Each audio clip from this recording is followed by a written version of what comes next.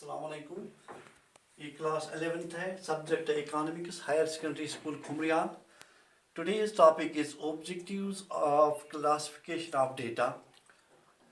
Yesterday we read or we discussed about the organization of data and classification of data, but today we are going to discuss about the objectives, why we are classifying the data.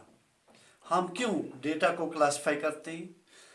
आज पढ़ेंगे हम main objectives of classification of data. Number 1 is simplification and briefness. Number 2 is utility. Number 3 is distinctiveness.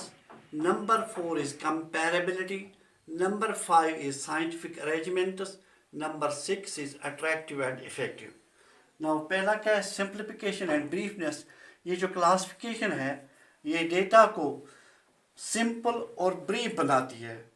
Data should appear brief and simple. Classification ऐसी होनी चाहिए कि data जो है ये दिखाई देना चाहिए कि ये सिंपल है और शॉर्ट भी है in description. It should not be in descriptive manner.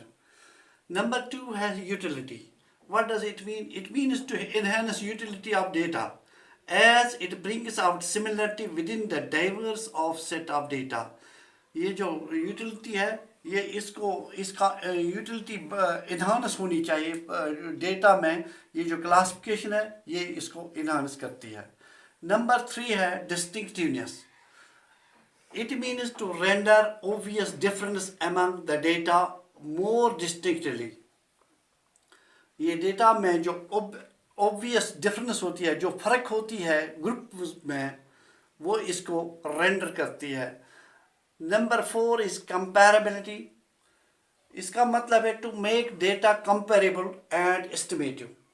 इसको कंपेरेबल बनाना होता है. ये जो क्लासिफिकेशन है ये डेटा को कंपेरेबल बनाती है और एस्टिमेटिव बनाती है. इसी से मुमकिन होता है कि हम एस्टिमेशन इसकी करती है या कंपेरेबिलिटी इसमें आती है क्लासिफिकेशन से ही. नंबर 5 है साइंटिफिक अरेंजमेंट्स. क्लासिफिकेशन जो है it facilitates the arrangements of data in a scientific manner. Number 6 जो है attractive and effective. Classification, it is due to classification that data becomes attractive and effective.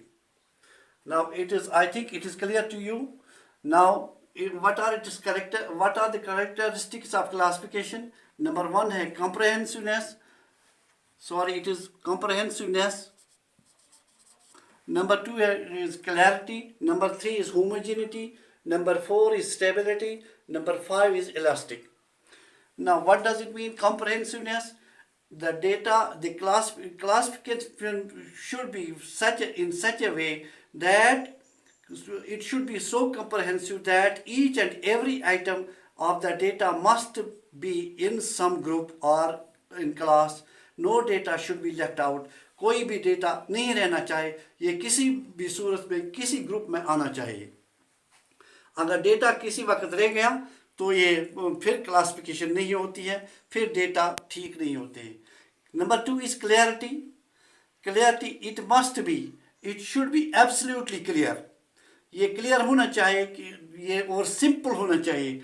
There should be no confusion about any item और in the group. ये नहीं होना चाहिए कि ये हमें कंफ्यूजन हो कि ये इस ग्रुप में, ये आइटम इस ग्रुप में आता है कि नहीं आता है. ये कंफ्यूजन टोटली नहीं होना चाहिए. ये क्लियर होना चाहिए. All the data should be clear in the groups. फिर है होमोजेनिटी. ये होमोजेनिटी क्या है? ऑल आइटम्स इन ग्रुप्स और class must be similar to each other. जो ग्रुप में जो भी आइटम हैं वो सिमिलर होने चाहिए एक दूसरे के साथ. वो डिफरेंट नहीं होनी चाहिए. There should be homogeneity in the class. फिर है stability. A particular kind of investigation should be based on the same set of classification. This base should not change within the investigation. ये stable रहना चाहिए. जब हमने किसी वक्त investigation की किसी चीज़ पर और अगर ज़रूरत पड़ी तो फिर दोबारा अगर उसी चीज़ को ये इन्वेस्टिगेशन हो, ये चेंज नहीं होना चाहिए. क्लासिफिकेशन चेंज नहीं होनी चाहिए. ये एक ही मर्तबा होती है और ये चेंज नहीं होनी चाहिए, ये स्टेबल रहना चाहिए। ये भी एक करेक्टरिस्टिक है इसमें। फिर है लास्ट पर आता है इलास्टिक। ये जो क्लासिफिकेशन है, there should be scope for change in classification matching with the change in